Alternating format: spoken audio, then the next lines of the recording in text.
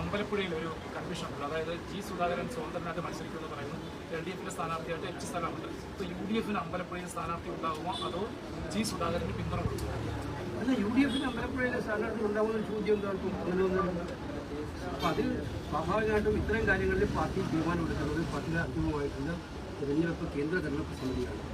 അതിന്റെ മുമ്പ് ഇപ്പം ഞങ്ങളുടെ മുമ്പിൽ അമ്പലപ്പുഴയിൽ സ്ഥാനാർത്ഥിയുണ്ട്.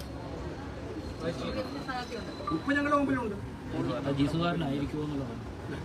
ഇപ്പം ഞാൻ പറഞ്ഞല്ലോ, എനിക്ക് ജ്യോത്സ്യം വശമില്ല.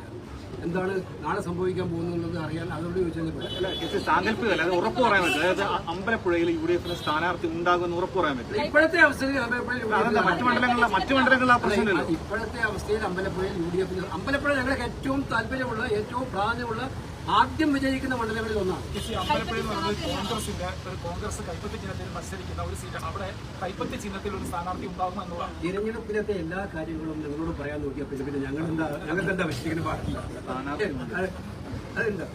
ഞങ്ങളെ സംബന്ധിച്ചിടത്തോളം ഏതൊക്കെ സീറ്റുകളിൽ എങ്ങനെയൊക്കെ മത്സരിക്കുന്നതിനുള്ള കാര്യം ഞങ്ങൾ തീരുമാനിക്കുന്നുണ്ട്. അമ്പലപ്പുഴയിലും അക്കാര്യത്തിൽ തീരുമാനിക്കുന്നുണ്ടാവും. ഒരു സംശയവുമില്ല. ജി സുധാകരൻ കോൺഗ്രസിന്റെയും മറ്റു കക്ഷികളൊക്കെ പിന്തുണ ആഗ്രഹിക്കുന്നുണ്ടെന്നാണ് അദ്ദേഹത്തിന്റെ വാക്കുകൾ പ്രകടമാകുന്നത്. എനിക്കറിയില്ല.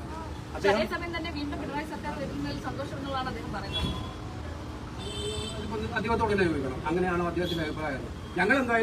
ഞങ്ങളല്ല, കേരള ജനത ഒട്ടും ആഗ്രഹിക്കാത്തൊരു കാര്യമാണ് പിണറായി സർക്കാർ മൂന്നാമതൊരിക്കൽ കൂടി വരിക എന്ന് പറഞ്ഞത്. അത് കേൾക്കുമ്പോൾ കേരള ജനതയ്ക്ക് ആകെ തീരുമാനം ഒറ്റക്കെട്ടായിട്ട് അവർക്ക് എടുക്കാൻ പറ്റുന്നത് അക്കാര്യത്തിലാണ്. ഒരു മൂന്നാം തവണ കൂടി പിണറായി എന്നുള്ള കാര്യം ആലോചിക്കാൻ പോലും പറ്റുന്നില്ല. അത് കേരള ജനത ഇൻക്ലൂഡിംഗ് കമ്മ്യൂണിസ്റ്റ് യഥാർത്ഥ കമ്മ്യൂണിസ്റ്റുകാർക്കും